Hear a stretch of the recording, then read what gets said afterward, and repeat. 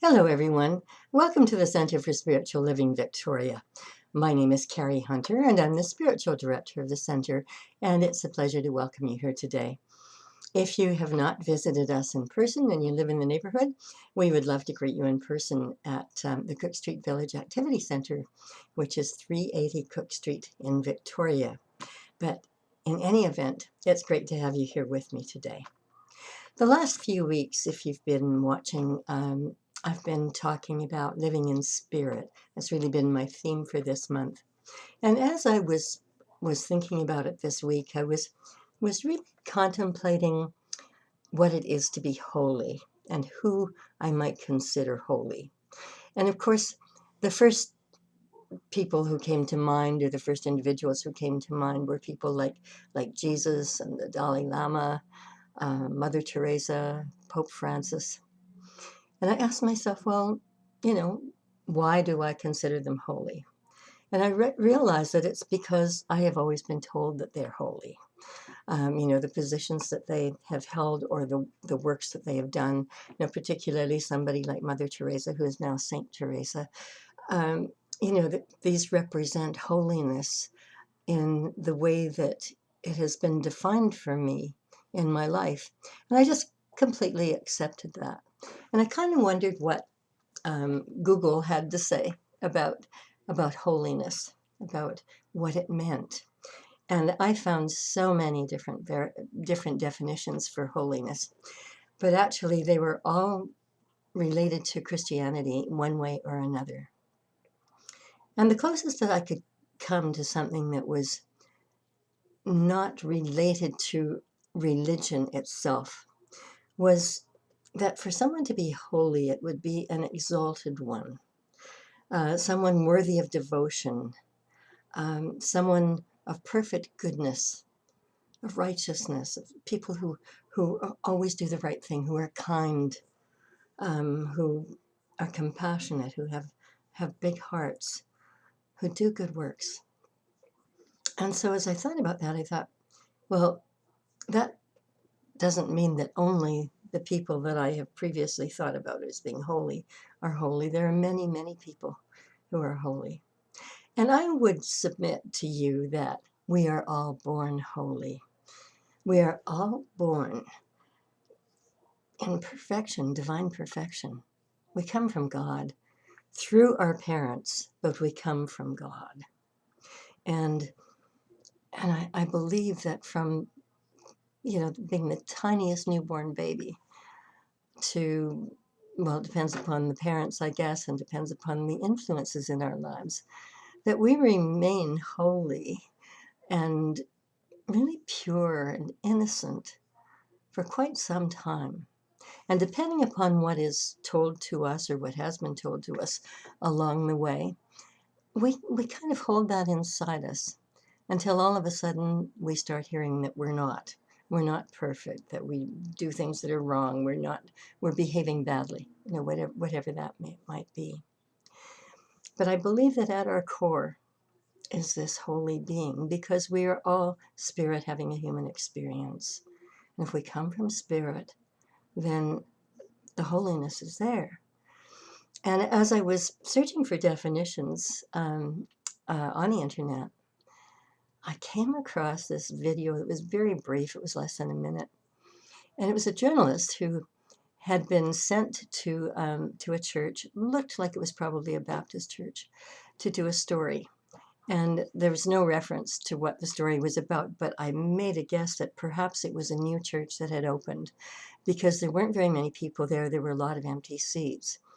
And this reporter had her baby with her, and their baby was, I would guess, maybe about, maybe 18 months old, certainly not older than that, maybe a little bit younger. She could only stand by pulling herself up on the back of a pew. And then she turned around and she was holding on with one hand to support herself. And some music was playing. And this little baby was so adorable. She looked upward and she had the biggest smile on her face. And then she raised one hand. She was holding onto the pew with the other hand, but she raised one hand as if reaching out to God. and she just, her eyes were closed and her head was tilted upward. And then for a moment, she turned and looked at her mother, who was videoing this with her cell phone. And she just looked at her for a couple of seconds, and then she turned away again. And this time, she had her head down and her eyes closed, and her hand was reaching outward, reaching reaching out, and her head was moving to the music, and it was as if she were blessing everyone who was there. It was like looking at a pastor in a church, someone who was really, really connected with God, who was blessing everyone there. And this child had a look of rapture on her face. And I've never seen anything like it. It was truly, truly extraordinary. And I thought, well, that's really what I was talking about. That we come from God, we remember who we are.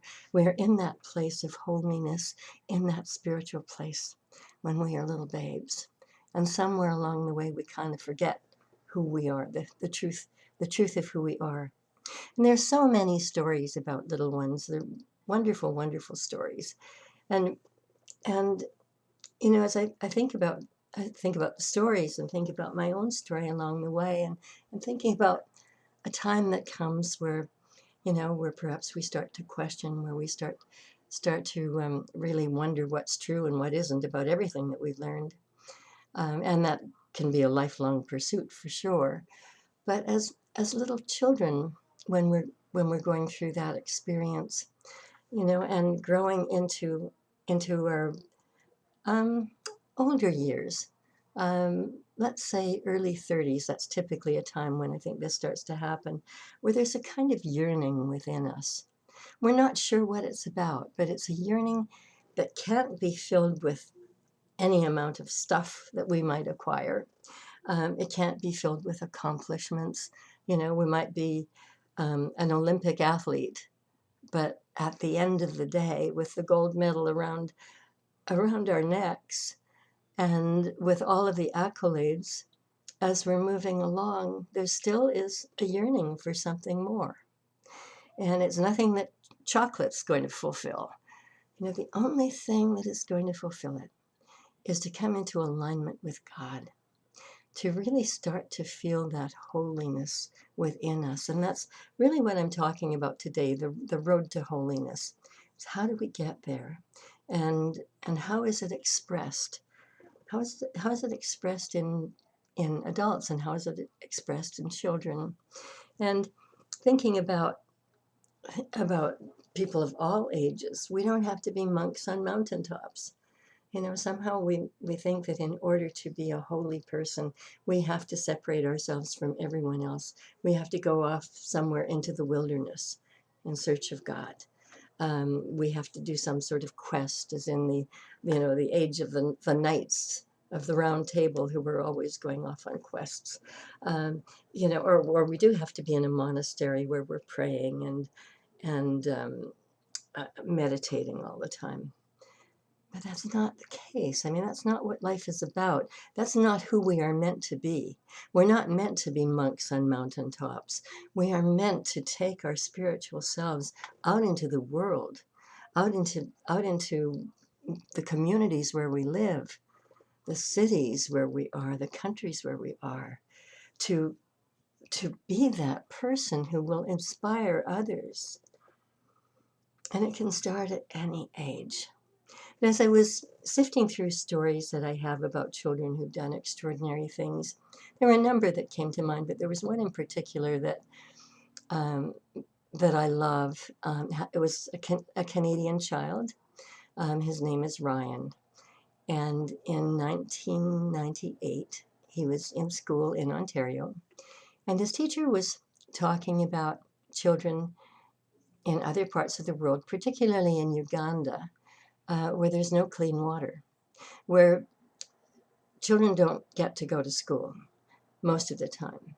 And if they do get to go to school, certainly little girls don't, because little girls spend the whole day hauling dirty water in buckets for untold numbers of sometimes miles, so that there can be water in the village where they live. And that's all they ever know. It's hauling water. And I remember Jean Houston, the amazing anthropologist and spiritual teacher, many years ago saying, you put a well in a village, and by God, when you get women sitting around facing one another and able to talk to one another rather than hauling water all the time, then they're going to change everything in their village. They're going to change the world. They're going to see that their children get educated.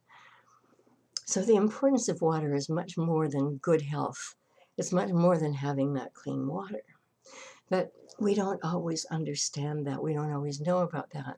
But this grade 1 teacher was explaining to the children in her class the importance of clean water in a village in Africa, in Uganda particularly.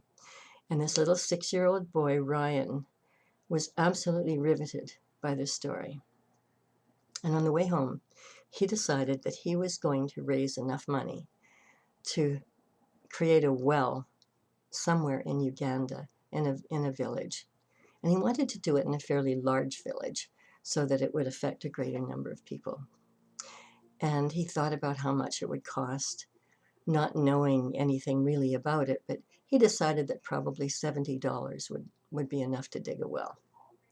So he went to his parents and he told them what he was going to do.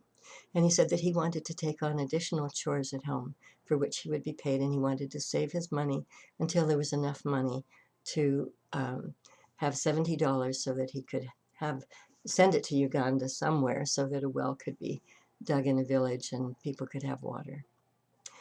And so his parents agreed, and he went about this for 8 months, doing extra chores, doing all of his work in school as well, just being a wonderful person in every way, and helping out neighbors wherever he could, anything that he could do to make a little bit more money. And it took him 8 months to save $70, and he was very, very excited. And so he talked to his parents about it, and he said, now I need to know where to send this money so that there can be a well. So his parents helped him with the research, and to his dismay, they discovered that a well was going to cost $2,000, not $70. And he said, well, if that's the way it is, then I'll just keep on doing more chores, and I'll keep on doing more work for our neighbors, and I'll save until I have $2,000. And so he started to do that. And then he had the idea that if he went to local service clubs and spoke to them, that he might be able to raise some more money. So he started with the Rotary Club. Now, what I didn't know about Ryan in the beginning was that he had a speech impediment, and he was taking classes with someone to help him with his speech, and so standing before people and speaking was really a big challenge for Ryan. But he was determined. If he could only get one line out without stammering, then that's what he would do. And he would go on and do the very best that he could do. And he did. And it took him 2 years, but in 2 years, he saved $2,000. And he was able to forward it to a group of people who provide wells for villages in Uganda. And the people dug the well, did whatever they had to do so that they could have a pump and so on, and that the village could have clean water.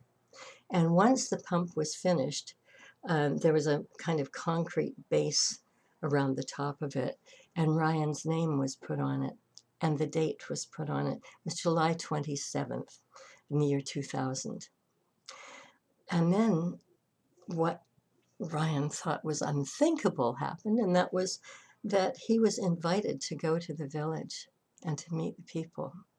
Well, his parents didn't have that kind of money, but the neighbors were so inspired by what Ryan had done that they gathered their airline points together and managed to fly the entire family to Uganda. And Ryan and his mom and dad were taken to the village. And they weren't prepared for what they were about to see. As they arrived, there were 5,000 people in lines, and they were singing a song that they had created that was called Ryan's Song. And it was about thanking Ryan for the great gift that he had made to their lives. Absolutely beautiful story.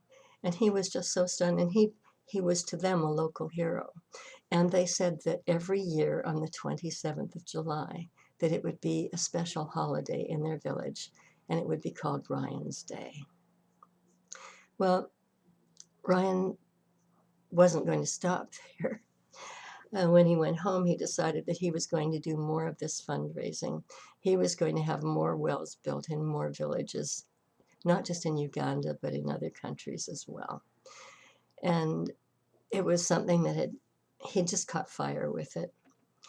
And when he was 16 years old, he had raised $750,000 that had provided wells for villages in 17 countries in Uganda, or in Africa rather, not just Uganda, but in Africa. And when he graduated from school, he set up a foundation called Ryan's Well. And that foundation today, or no, I'm sorry, not today, but that foundation, when he set it up, at age 18, had $6 million in it to build wells in countries throughout Africa and in other parts of the world if necessary. And Ryan is the head of that foundation, and he carries on that work today. Now, the CBC in Canada, the Canadian Broadcasting System, made a documentary film about this. They went to Africa with Ryan and his parents when they went there. They have covered this story and told about the magnificent work of this one young boy when at age of 6, he decided that he was going to make a difference in the world and absolutely nothing was going to stop him. It's an amazing story. And as I was thinking about that and looking at the stories of other children too, I thought, Ryan is a holy person. Ryan never forgot who he was. And the thing is, we don't have to be deeply religious. We don't have to be talking about spirituality to be holy. It is the way that we express the God selves that we are on this earth that makes us holy. It doesn't have to do with all kinds of rituals and all kinds of prayers and meditations. And you know that I'm really big on prayer and on meditation. But it's about much more than that. And here's the little child who showed us the way. One of the little children who showed us the way and who continues to show, now as an adult, showing adults the way and influencing so many people everywhere. Robert Frost said that something we're withholding is what makes us weak. Something we're withholding makes us weak. It keeps us from holiness. Think about that. Something we're withholding makes us weak. It keeps us from holiness. And it keeps us from holiness until we find it in ourselves. And the only way we're going to find it in ourselves is to go within. We all know that. That's where everything is done. That's where the inner work is done. It is done in the invisible until it becomes visible because we take some action from it. As we do for another, we do for God. I think it was Jesus, was quoted as saying, as ye do to another, ye also do to me. And I'm probably paraphrasing that badly, but basically the same thing. As we serve, whatever we're doing in service, whatever we are doing that is out of perfect goodness in our hearts, it is holy. We're doing it for God. That's the way that we're serving God on this planet.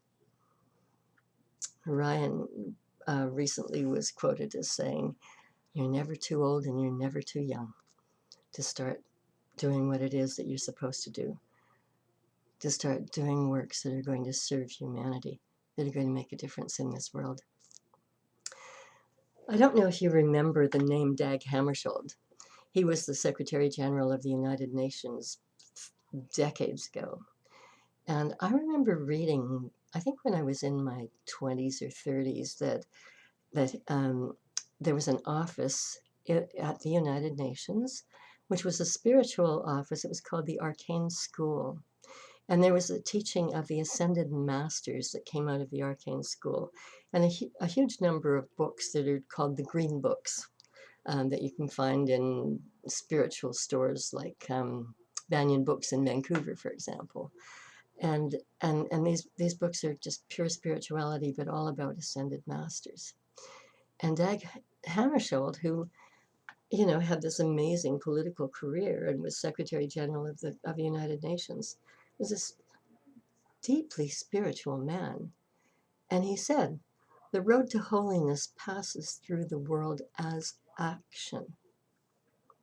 The road to holiness passes through the world as action. That's important for us to remember. It's not about just sitting around waiting for some messenger to come to us.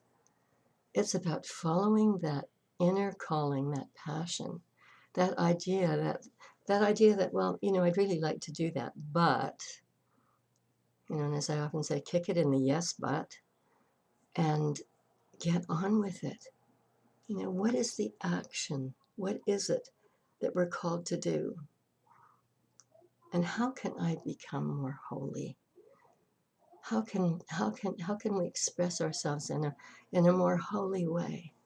I think it was Wayne Dyer who said, the first thing that you do is when you wake up in the morning, you say, "Good morning, God," which is something that I do all the time. I don't mean that makes me holy. I have a long way to go.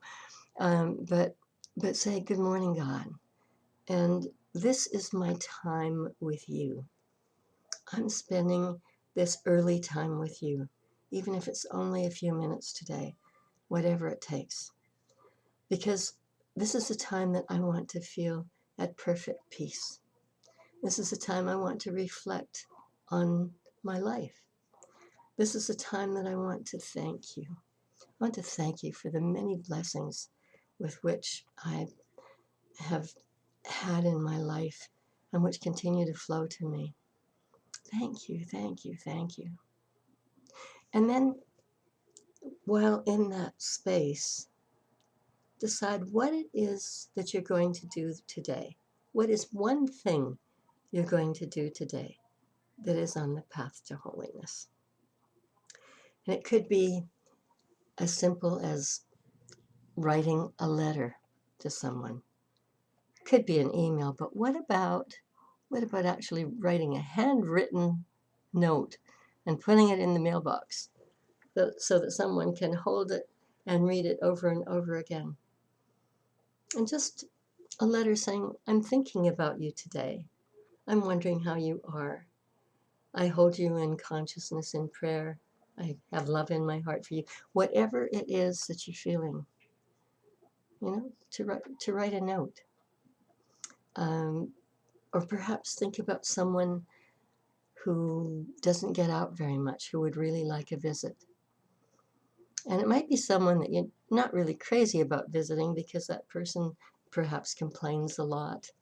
Maybe you don't want to listen to that.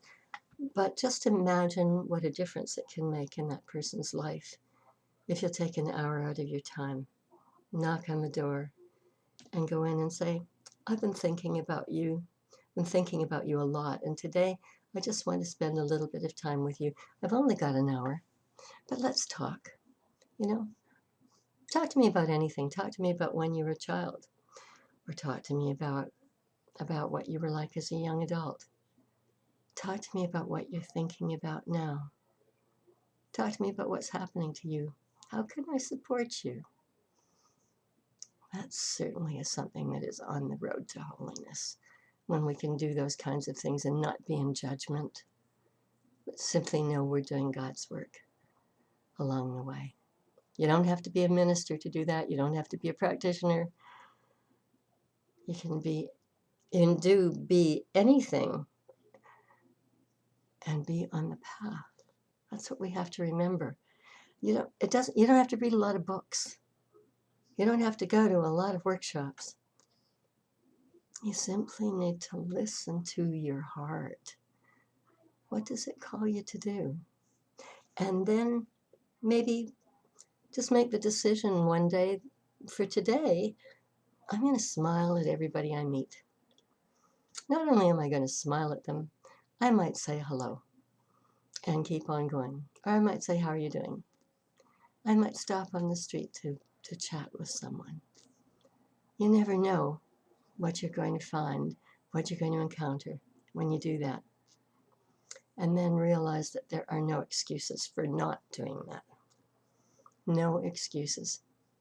We might say, oh, well, I'm too busy. I've got too much to do today. I'm telling you that your time will expand as much as necessary when you do that kind of thing. And quitting is not an option. It means that we carry on, and every day we find something like that to do. I'm far less than perfect, but as I'm speaking, I was thinking of a woman who lives in Sydney, in British Columbia, where I live, and her name is Zora. I didn't know her name, but when I first moved here, I used to see her walking down the street almost every day, and I would be driving past in my car. Summer and winter, she would be wearing a long winter coat with a fur collar, and she would have a Tibetan kind of um, wool hat on with the strings hanging down. And she would be wearing warm winter boots. Summer and winter. I actually saw her today. I drove past her today, and I saw her sitting, which I've never seen before, and she had her shoes off and was dangling her feet. And I thought, she must have really been feeling the heat. One day, I always said that if I were walking and bumped into Zora, that I would talk to her and that I would give her some money, because she's always pushing a shopping cart that's filled with bottles and all kinds of things. And so one day I was walking and there she was, and I went up to her, and the only thing I had in my wallet was a $20 bill. So I gave it to her, and she said, oh, no, you mustn't give me that. You must need that. And I said, I really want to give it to you. I want you to have it. And so she thanked me, and her face was just radiant. She was just beaming. I think she's probably in her late 70s, but I'm not sure. And her face is tanned and somewhat reddened by the sun. But her eyes are just sparkling and clear. And so we chatted for a little bit, and she asked me if I went to church. And I said, yes, I do. I happen to be a minister. And she said, oh, what church do you go to? And I said, what's the Center for Spiritual Living, Victoria? And she said, oh, I have friends who go there. I said, really? And so she named them. And I said, oh, yes, I know them well. And anyway, she said, God bless you. And we embraced one another, gave one another a hug. And off I went. And I was kind of stunned that she knew people that I knew, and that she wanted me to keep the $20 bill. And I was sharing this. I mean, this was a few years ago now, but I was sharing this recently with a good friend of mine. And he said, oh, Zora lives across the street from us. She lives in a suite in a house. And he said, all those bottles that she collects. I mean, I would see her digging into garbage bins everywhere, pulling out bottles and I don't know what all. And he said she cashes those in every day and she gives the money to charity. Well, I was stunned. I thought that she couldn't afford to buy food or housing or whatever. But she was doing this for charity, and she does it every single day, summer and winter, wearing the same clothes every day. And I thought, there's a holy woman. There's a holy person. Her entire being is devoted to helping others. And no one would know that just seeing her. I know the first time that I saw her, and I saw her rummaging through a garbage bin near Starbucks on the main street in Sydney, and it broke my heart that, oh my God, that's a homeless person. Not at all. She has a home. but she's listening to her inner spirit is telling her what to do. That certainly isn't a calling that we have, that most of us have, but it's her calling. So what is ours? We need to really be asking ourselves that question. Because when we find that, and when we refuse to quit, when we say, okay, I will take action, in this teaching we say, pray and move your feet. I will pray, but I will move my feet. I'll take some action toward this that is calling me, this that I believe needs to be done. Then we are definitely on the path. And as I was thinking about that today, I thought, if we each day read the prayer of St. Francis of Assisi, I think it would make a huge difference in our lives. One cannot read it over and over again and really read it for meaning without starting to feel that holy presence within. And it's all over the internet. If you don't have it, Google it. And I would suggest that every day you spend a little bit of time looking at that prayer and reading it.